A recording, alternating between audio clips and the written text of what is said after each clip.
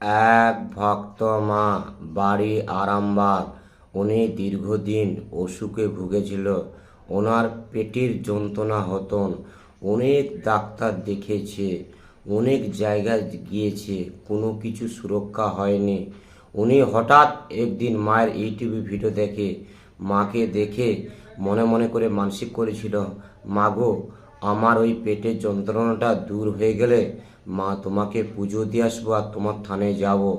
উনি যবে থেকে উনি মানসিক করেছিল, যবে থেকে উনি মায়ের নাম জপ করেছিল, মায়ের নাম জপ ওং মাং মনসা দেব্যই নমঃ প্রতিদিন উনি পাঠ করে থাকতেন।